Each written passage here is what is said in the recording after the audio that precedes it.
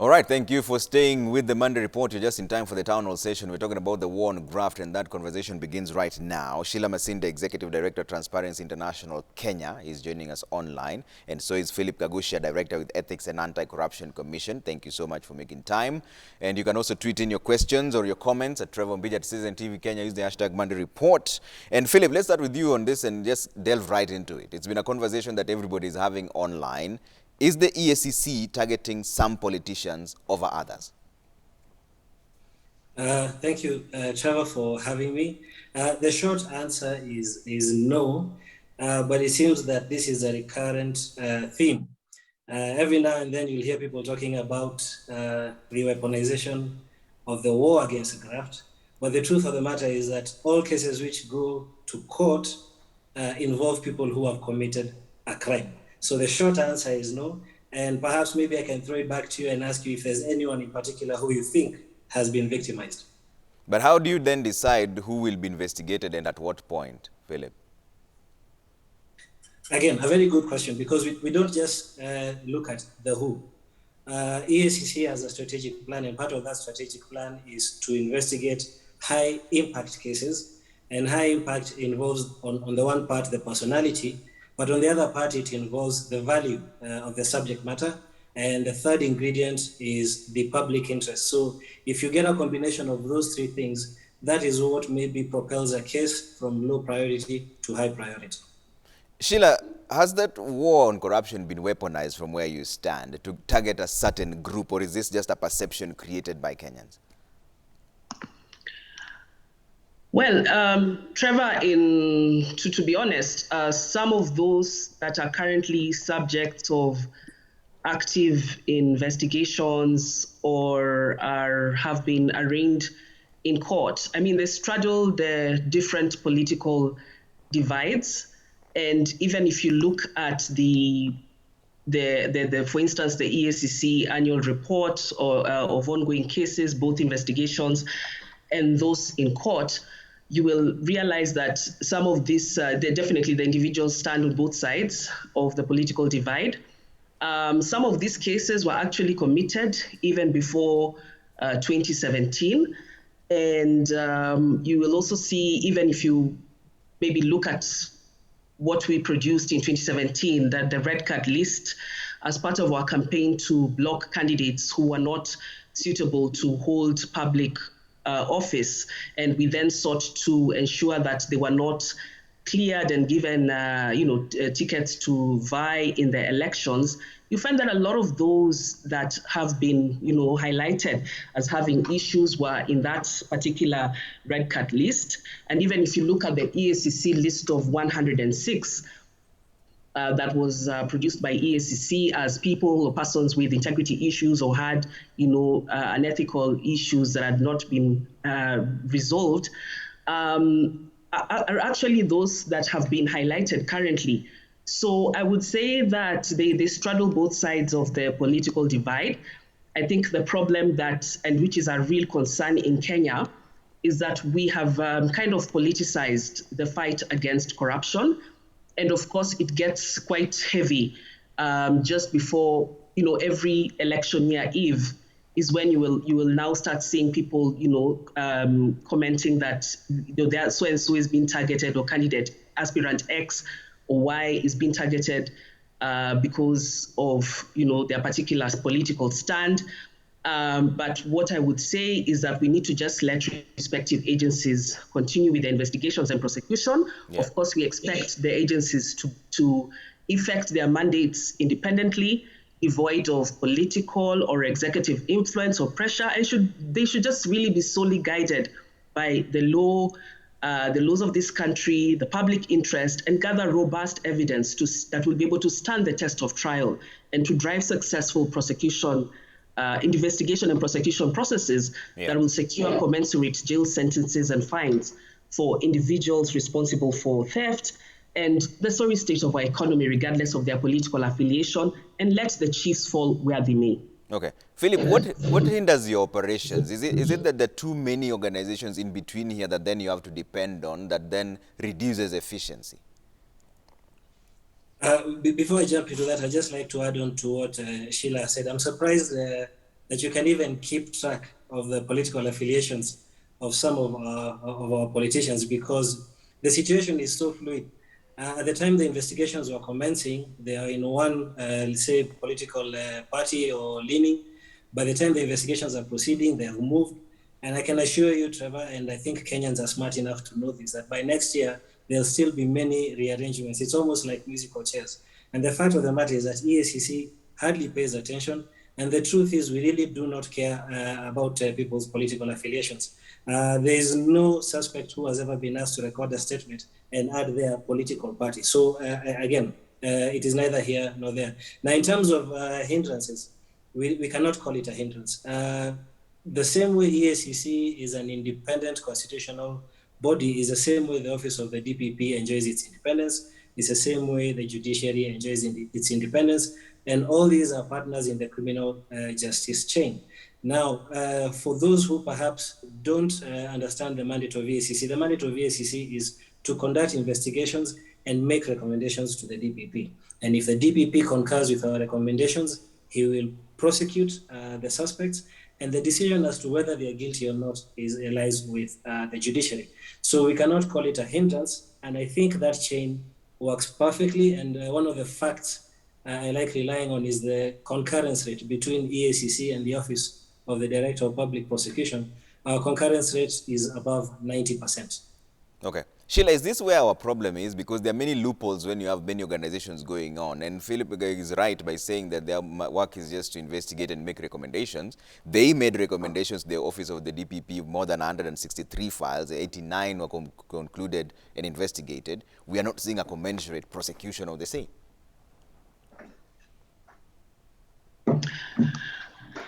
Yeah, well, I think the other challenge that we need to look at in the fight against corruption, even as we mentioned, the number of cases that have so far been conclusively or well investigated, is how many are, falling through the sieve, or how many are proceeding to, say, convictions or recovery of resources. I think it's important to just look at how many cases have been processed, vis-a-vis how many have led to acquittals, how many have we then been able to secure convictions, and very, can I say, convictions which are commensurate to the amounts of resources or crimes that have been committed. And I think also, most importantly, how much resources are we recovering? Now, I know that there's been some success when you compare over the years, how much our agencies are now able to recover in terms of public resources that have been stolen. And also, I think there's also been also some kind of progress in particularly in regards to recovery of unexplained wealth and so on. But I think we need to look at and have a big picture view. How much are we still losing to corruption? And then, of course, the other question is how well our agencies have been able to work together. I know that there have been efforts to try and kind of get a multi-agency approach to dealing with some of these cases. I think it's important to continue to insist that our agencies are working together, and particularly, I know we've had the multi-agency team since, I think, it's 2015 or 2016. But we need to, by now, 5 years, 6 years on, we need to see, that the numbers of cases that we have been able to prosecute successively need to reflect the level of partnership and coordination that we're also seeing amongst these agencies, because that partnership is really key in terms of moving forward together, particularly in terms of even getting the evidence and agreeing on strategies, right from investigations to prosecution. Okay. Philip, you recovered, according to your report, the EACC report, you recovered assets worth 11.8 billion shillings. Who was holding these assets? That's 11 point, is it 11.8 or 11.5? That figure was only for the financial year 2019-2020. If you go back 5 years, it's in excess of 25 billion. And we have all manner of people who are involved, mostly companies, but in some cases, individuals. Now, if we're talking about just the last year, our biggest recovery was that parcel of land in industrial area, which was set aside for the Kenya Meteorological Department.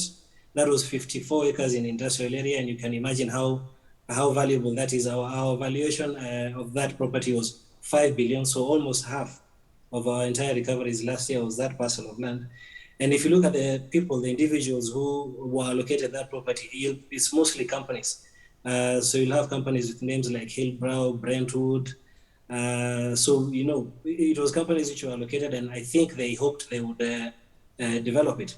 But in terms of individuals, because there's another element of recoveries, we have enjoyed quite a bit of success recently, and that is in the unexplained assets. Some of the people against whom we've recovered assets include the former managing director of Kenya Ports Authority.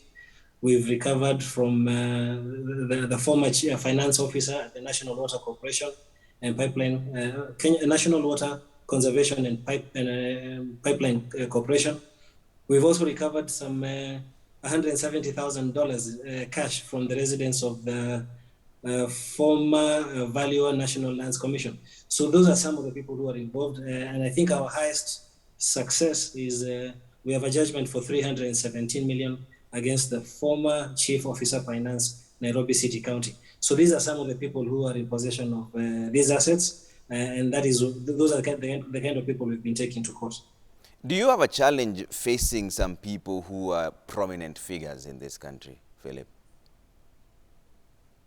I don't know what you mean by challenge, Trevor, because the beauty of EACC is this. One, as I mentioned, it's an independent constitutional commission. So it enjoys some security, it enjoys some protection under the law, and it is actually insulated from interference. So there is nobody who we can say that is, exempt from the work of the EACC. And I think you may have heard our CEO, Major Mbarak, say that he has never once received a phone call from anyone asking him to go slow on a matter. And it is for that reason that you've seen EACC has taken cabinet secretaries to court. It has taken principal secretaries to court. I think at the moment we have 9 governors, I think 7 sitting and 2 former, who are facing charges in court. And this goes back to the first question that you asked, Trevor, about weaponization. If you look at those governors, because those are political offices, I don't know if you're able to identify which political affiliation they're in. So you can maybe take time and establish, because we have a governor in Busia facing charges, Governor Migori facing charges, Garissa, 2 former Nairobi governors, Kiambu, Tharaka Nithi, Samburu. So if you look at all those counties, maybe you'll be able to identify and see whether it's leaning on one side or the other. But as Sheila pointed out, the truth is that it's straddling both sides. Okay. Sheila, do we lack sufficient laws to combat graft and keep the people who are tainted away from the ballot? And how do we balance that from just tainting someone who may be proven to be innocent at the end of it all, but then we stop them from going to the ballot based on allegations only? Where do we draw the line here?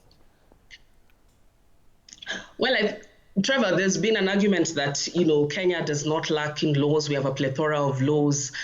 We have our great constitution of 2010, and where we even have issues around leadership and integrity provisions, which are constitutionally embedded. We have institutions which have been given the mandate and are entrenched in the constitution to fight corruption. And so one can argue that in terms of the legislative and institutional framework, we are all set. But I think despite all the efforts that have been there, and we have contributed immensely to the development of some of these laws and advocacy, and even initiated some over the years, I think one of the challenges that still remains is, yes, we have the legislations and the institutions, but then we also have to look at, for instance, how strong or robust some of those laws are. There has been an argument that our legal framework is still weak. On the other hand, you can argue that it's also about enforcement. For instance, in the case of some of the more long-standing laws, one still wonders why we still have struggles implementing some of the key provisions years after some of those laws were enacted.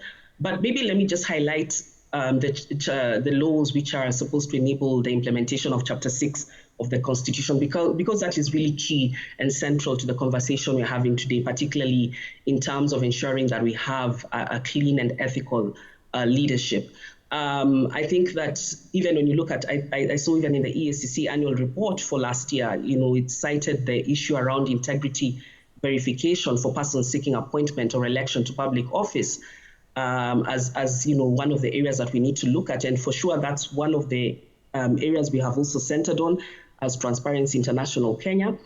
Because I think that the Leadership and Integrity Act, as it stands now, what we enacted in 2012, and other relevant and associated statutes still do not have sufficient enforcement mechanisms to ensure that Chapter 6 provisions are enforced. Yeah. You remember in 2011, at the point when Parliament was debating the Leadership and Integrity Bill, there were a lot of efforts which were successful to water down the law by MPs during its debate and passage. And then, so now we have an agency which is tasked with enforcement of Chapter 6, which is not really vested with sufficient powers and resources to enforce accordingly.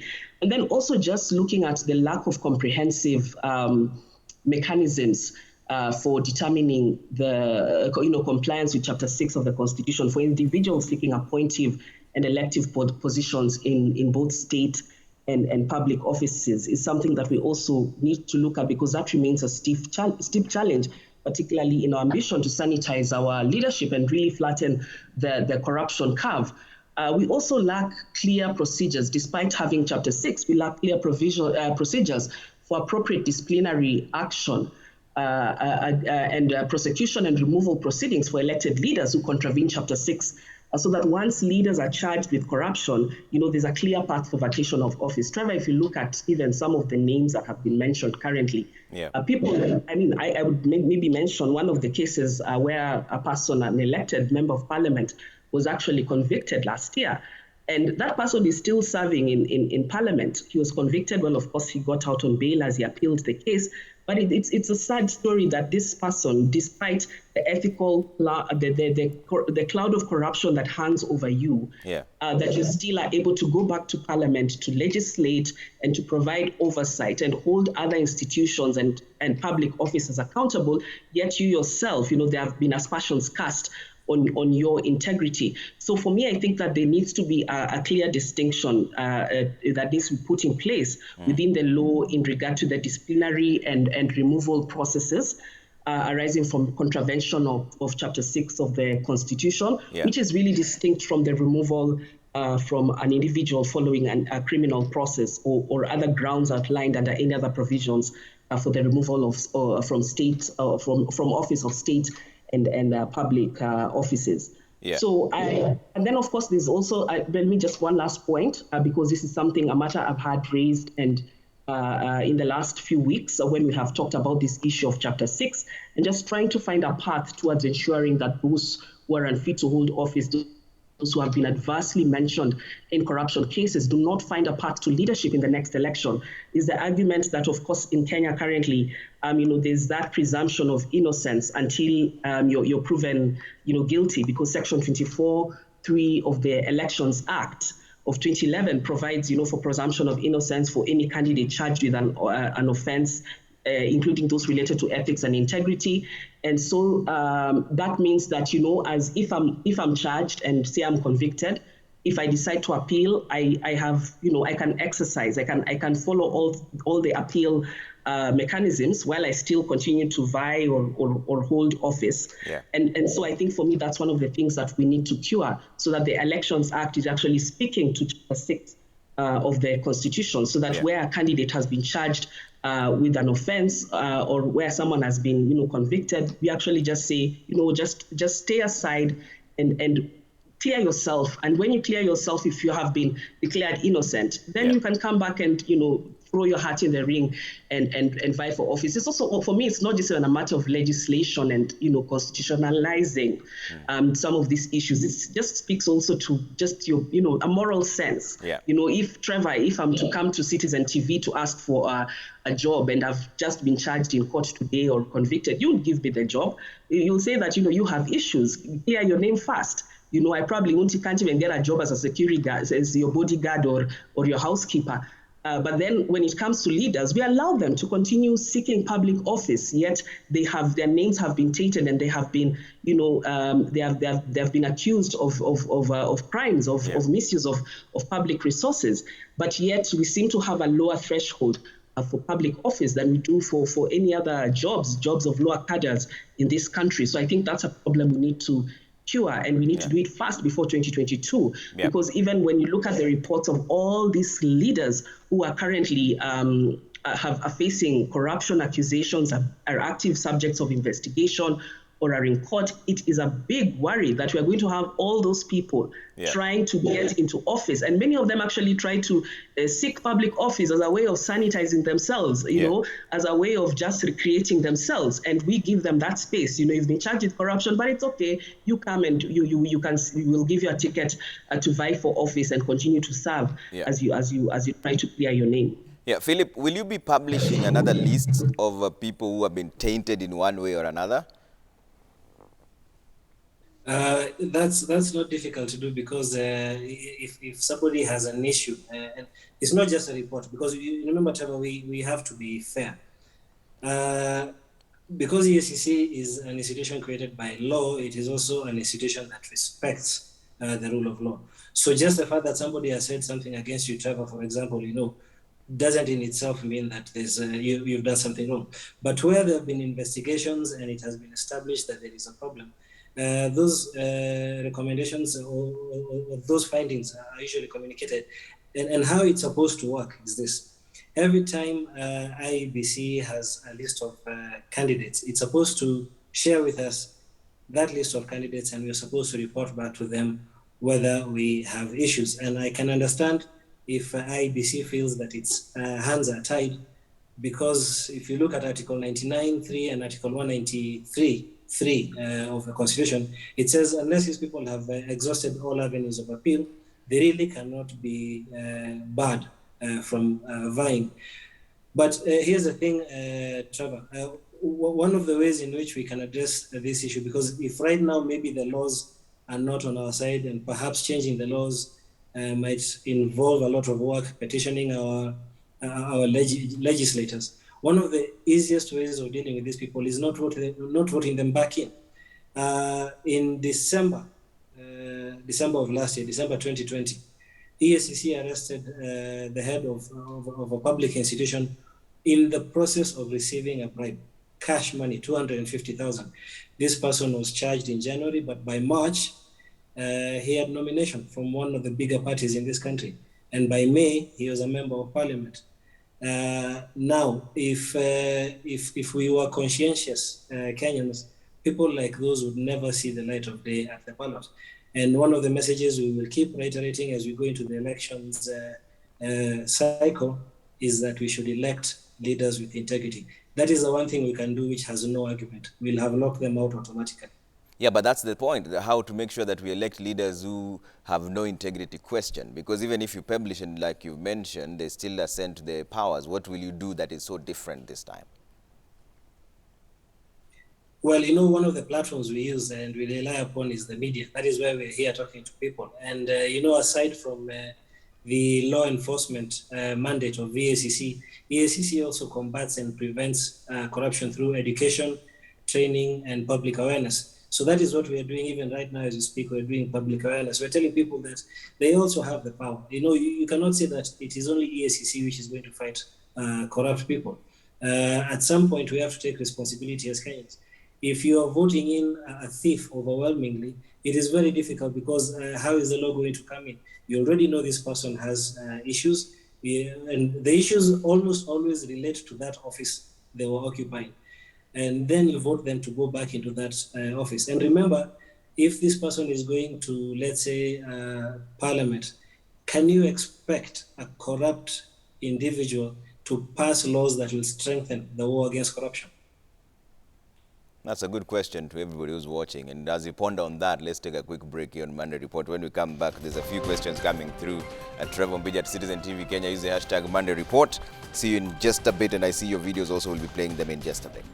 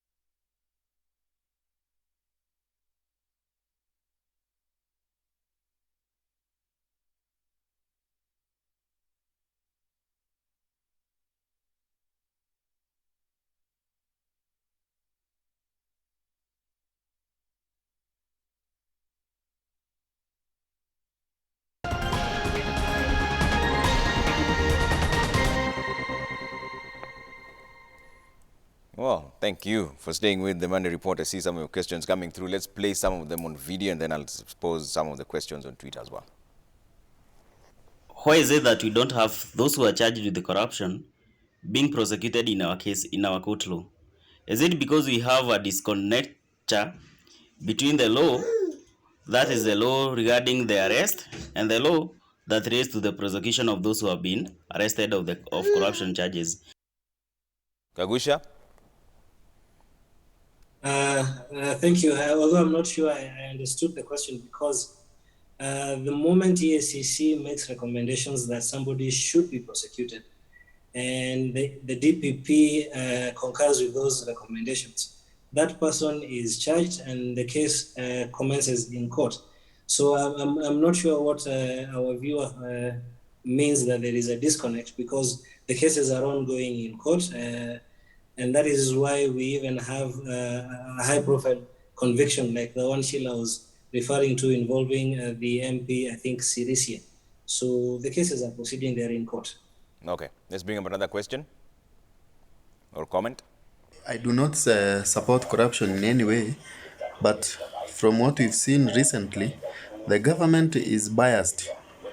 It is selective in fighting corruption, whereby we see those that do not support the government of the day are being fought very hard, whereas we know there are other people who are involved in corruption issues, but those that do not support the government of the day are being fought selectively. Kagushi again. Yeah, and that goes back to the earlier question. This is really an issue of perception. As I said, if we could do the analysis, you will see that it is almost equal, all around. And as I said, EACC does not know, nor does it really care. But I can tell you something, because that viewer has raised something that concerns me. One of the effects of corruption is that it destroys public trust. And what you are beginning to see is people losing faith in institutions, losing faith in the system, so that even if EACC or any other agency does something good, people will always look for another reason, another explanation, another narrative. But the truth is, we don't care. There is no bias. And as I said, I gave you a list of 9 governors. I wish you could just analyze and tell me which parties they represent. Okay, let's bring up another question. What beats me about fight against corruption or graft is that you are only a mega looter when you become too toxic a critic to the government. But as long as you are for the government and support the government with the loot, you shall be free. Very sad indeed. Sheila, this conversation keeps coming up. What are your thoughts on it? No, I think that this is it is a matter of concern. If you can see the sentiments of several Kenyans, that there's that strong perception. And for me, that means that the agencies involved, the investigative agencies, prosecution agencies, you must be seen to basically deal with corruption, no matter who has basically perpetuated it, or no matter who is culpable. I think that needs to be clear.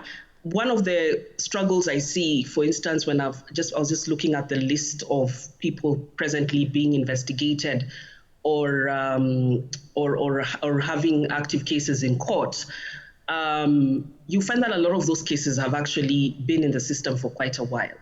You have cases as old, going back as far back as even 2013, and even before that, when you look at some of the cases that have not yet been resolved, such as Anglo-leasing. I think the best thing is for the agencies involved to actually try and even act within certain timelines to ensure that Kenyans get justice and accountability for the corruption cases. Because, every time these cases have been there, that's a fact. Those people have been investigated for some time now. It's just that some of these investigations have taken quite a bit of time. I mean, I'll mention, for instance, even the COVID-19 cases, the KEMSA cases, some of the cases that have been long-standing For instance, in the Ministry of Health, we have the managed equipment scandal. There was the corruption in regard to the use of the Global Fund. We had the mafia scandal. All these cases have been unresolved, and then ask yourself, why has no action been taken? Why haven't investigations not been concluded where investigations are still pending? Why are prosecutions not yet conducted where investigations have been concluded? For instance, in the case of KEMSA, where we have been trying to get information from the Office of the Director of Public Prosecutions, because the last we had is that EACC had submitted its files to the ODPP, I think as far back as November or December, and then 7 months later, we still don't have any action against that particular case, and yet we continue to see lives being lost, people getting infected because resources to manage COVID-19 have been misused. And then you ask yourself, where would we have been if some of these scandals we've seen in the health sector, leave alone COVID-19, where would we have been as a country? And in terms of managing the COVID-19 crisis, if some of these resources had been well spent, but most importantly, if we had already gotten justice for some of these cases. So the fact that these cases remain in the system for too long also, they raise concerns that there are certain people, maybe politically connected people, politically elite, maybe who are being protected. That's a suspicion you get because you ask yourself, you dig and ask yourself, why isn't there any action? And that's why Kenyans kind of get a bit frustrated and then start thinking that, okay, is there a problem? Are these cases not moving because certain people have been suspected and they are kind of untouchable? So I think for us to cure this perception, we just have to ensure that no matter where you sit in the political divide, if you have stolen resources from this country, if you have been found culpable, let matters be dealt with appropriately as spelled out in the law. All right, let's see what else you're saying. There are many allegations of corruption, but why is it that you have not even sentence one politician? You cannot say all these are always just accusation. A says no. Some are genuine corruption cases. Kagushi, I think the issue here is more numbers, because it's not necessarily true that none have been sentenced. Some have been sentenced and we've covered it here. It's the numbers, the big fish, frying the big fish like they always say. What would it take to actually do that? Well, I can say it's been happening, or it's beginning to happen. And one thing we have to acknowledge that EACC has come from very far. When I joined EACC more than a decade ago, we used to maybe celebrate 1 or 2 convictions per year. I think last year was one of the highest rates of conviction, because we had about 50 convictions. That's almost 1 conviction per week. So I think part of, if we were doing a self-evaluation, the truth is EACC is on an upward curve. What tends to happen is we tend to get into this story of perception. We think that this person should be in court and this other one is being victimized. And I don't believe that is accurate. And going back to what Sheila was discussing, imagine where we would have been, for example, with the KEMSA matter. Imagine where we would have been if the public institutions responsible had prevented corruption in the first place. Remember, it cannot be that it is only EACC, or rather, it cannot be that people should be stealing until EACC shows up. Are we telling ourselves as Kenyans that public institutions do not have a responsibility to prevent corruption?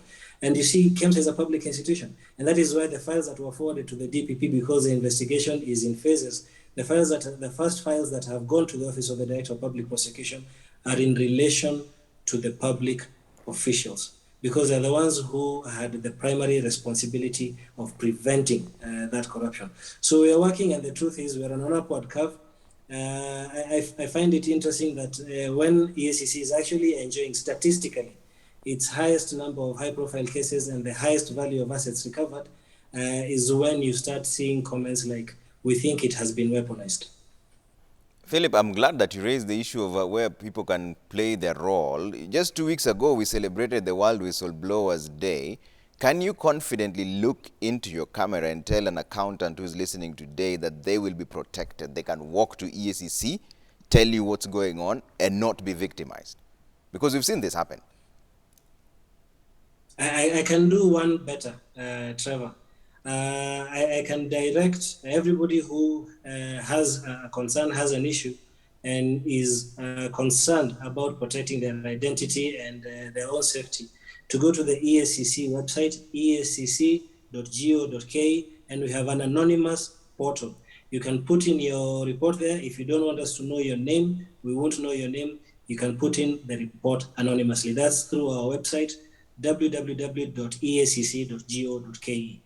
Okay. Sheila, do you see the rigors of government being the loopholes there? Because our witness protection agencies, do we have the confidence in them? We've seen some accountants get victimized, lose their jobs, and people complain, but they've lost their jobs anyway. I mean, what do you think is the loophole that needs to be fixed if everybody is to galvanize around the war on corruption?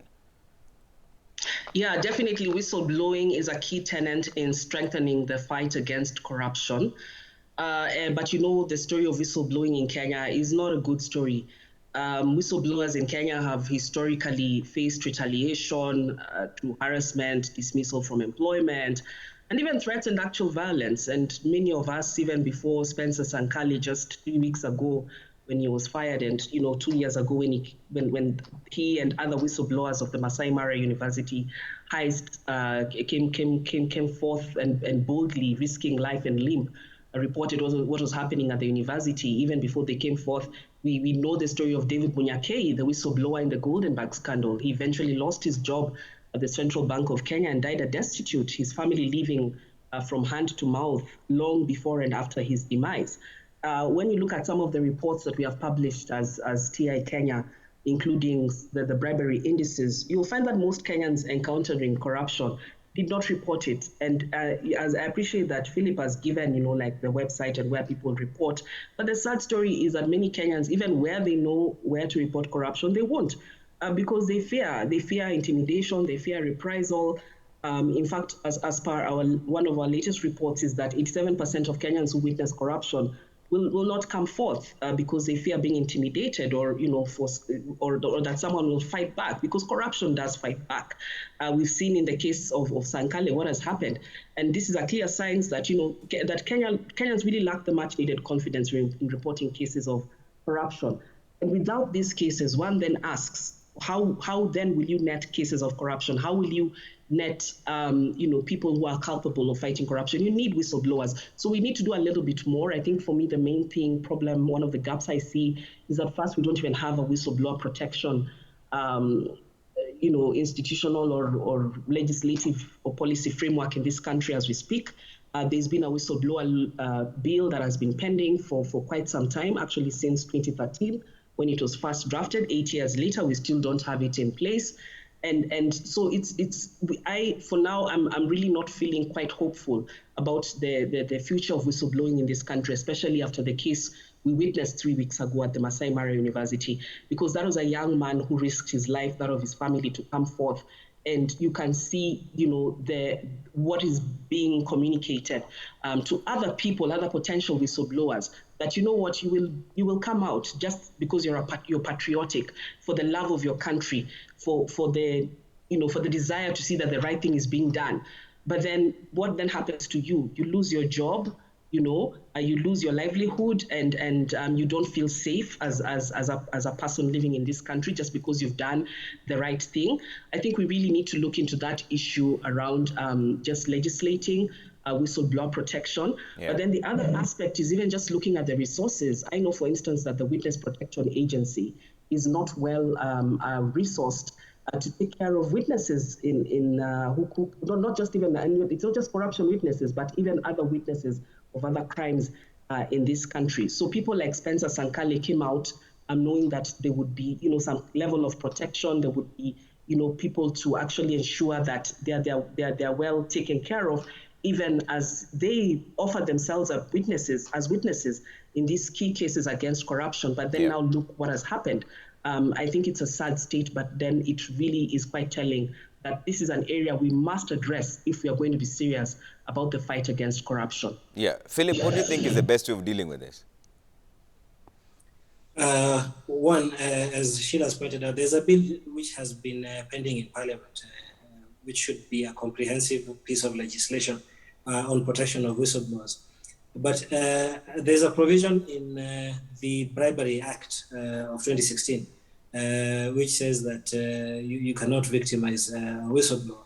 But it seems to have been, that law was written in respect of reports on bribery only, which to me seems strange.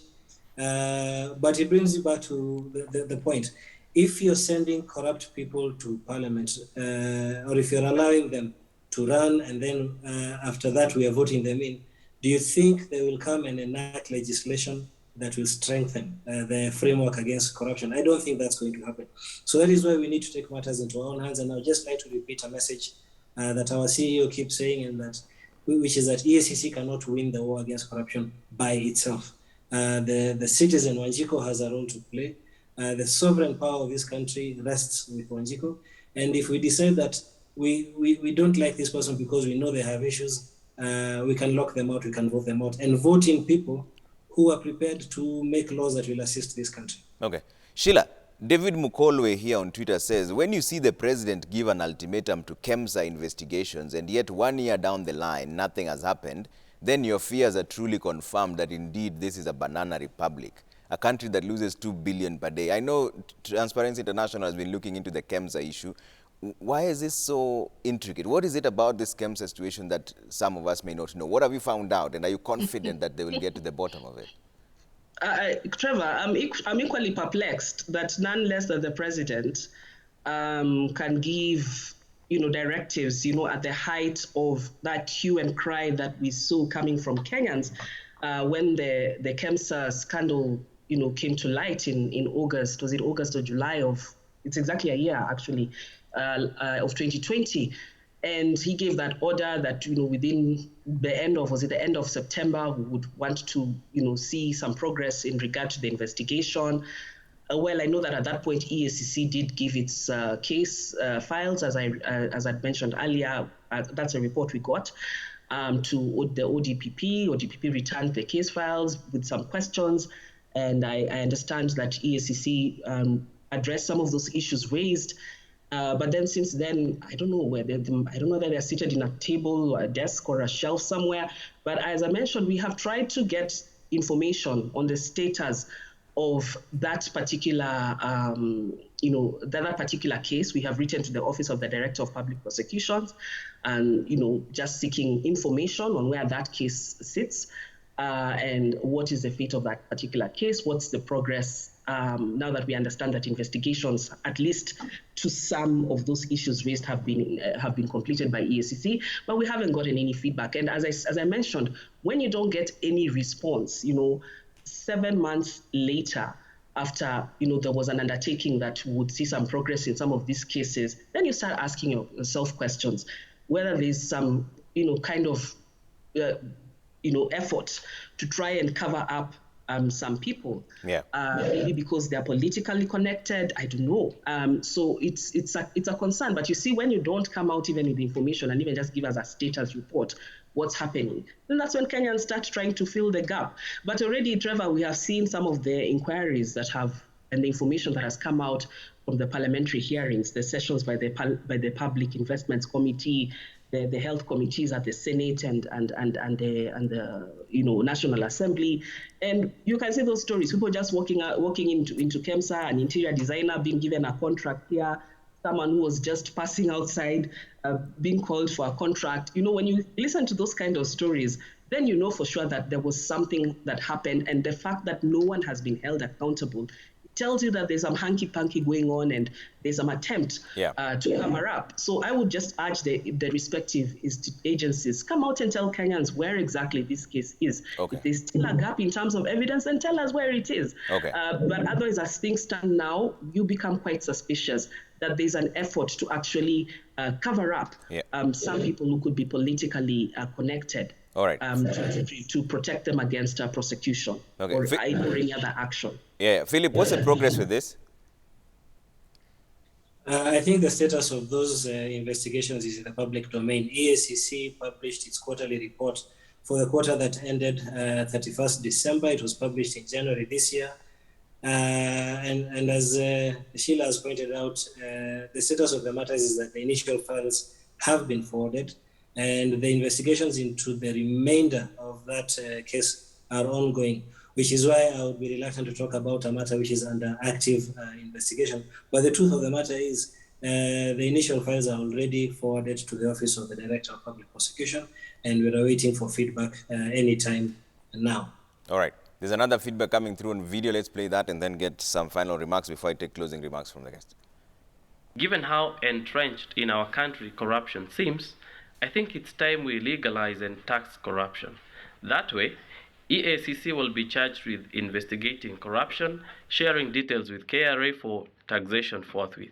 Those who abscond paying resultant taxes can be charged with tax evasion. Otherwise, keeping cases in court and filing them like forever and getting no heads rolling is not taking us anywhere.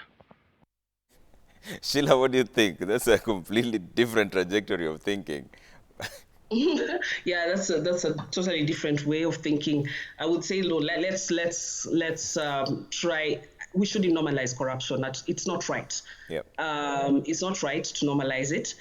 It's not, that would not, for me, is not the way to deal with the high level of impunity that we have seen in regards to, the gross violations that have been committed against Kenyans through corruption.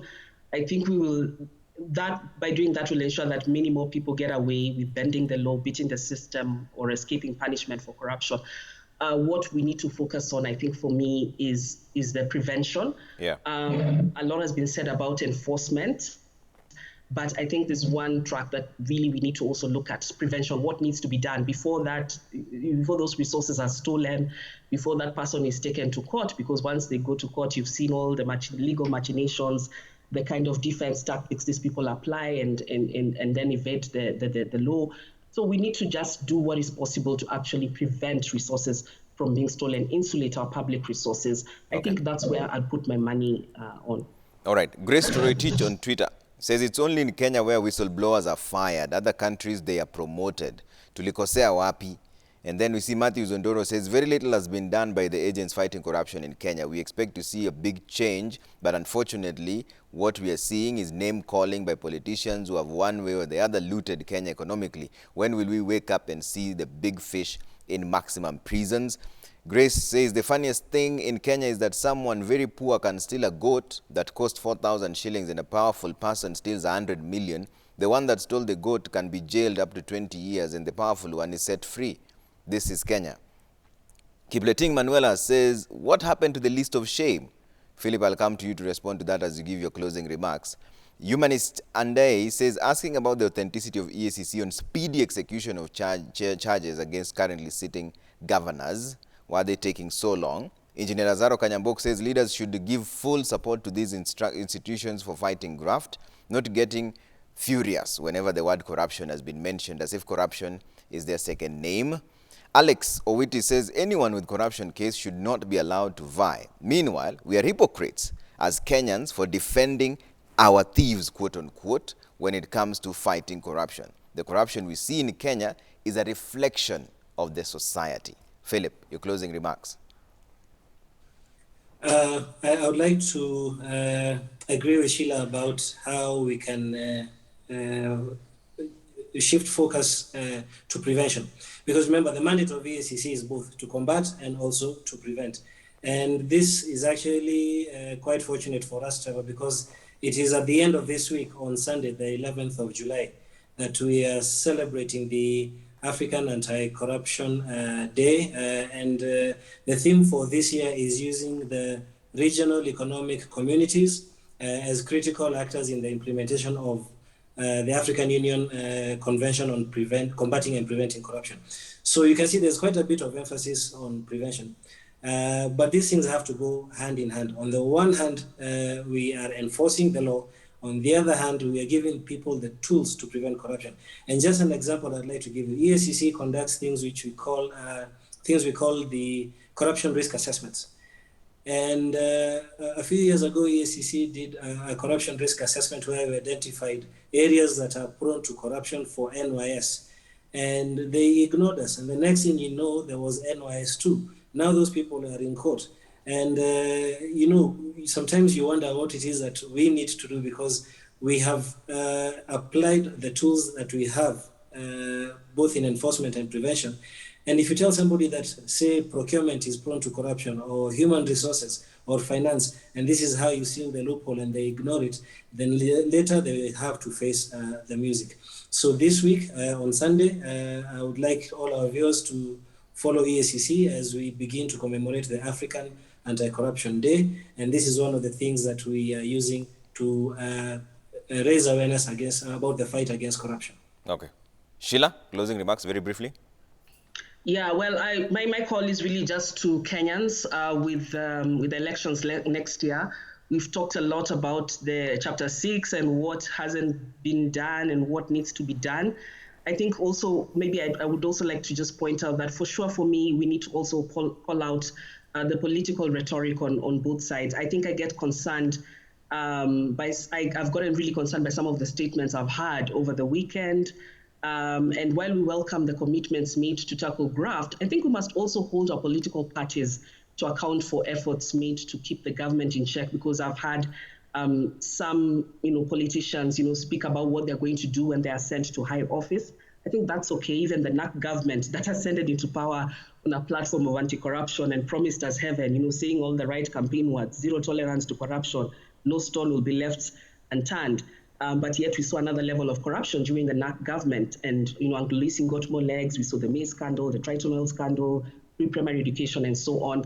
And I think for me, it beats purpose to promise Kenyans heaven, but yet as a political party leader, you have not really done much to ensure that you're presenting and your party is processing candidates that actually are clean, but we've seen some of these political parties actually give us candidates with unresolved ethical issues. And Philip had just raised in one of the more recent by-elections where one of the political parties, presented a candidate who had been caught in his office receiving a bribe and had recently been charged. But yet that same political party is now promising us heaven and telling us how they will jail, thieves and the corrupt. So I think we must really hold our political leaders to account. I expect that we need to also ensure that this vetting starts at the political party level. Yeah. Before all the names get to IEBC, before they get to EACC, there's something that political parties also need to do. They act as a critical sieve in terms of keeping away people with unresolved ethical issues. Okay. So I think, but even that, if all else fails, if our political parties fail to give us clean candidates, if EACC and IEBC and other agencies, which we are looking up to ensure that whatever issues we have, whatever gaps we have with our law in terms of implementation of Chapter 6 are fixed, other than just raising and saying, our law has this thing on presumption of innocence, we can't do this, timelines.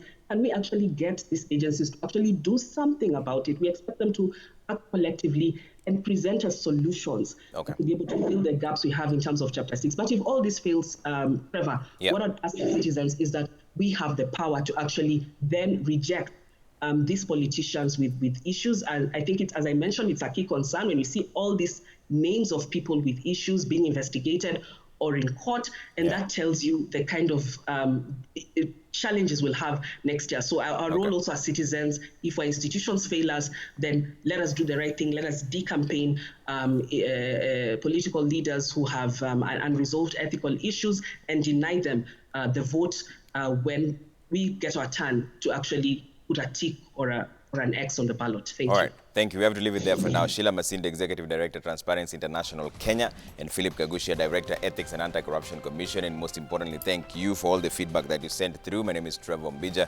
On behalf of the entire team that made this possible, we say good night, God bless, and have a fantastic night ahead. Bye for now.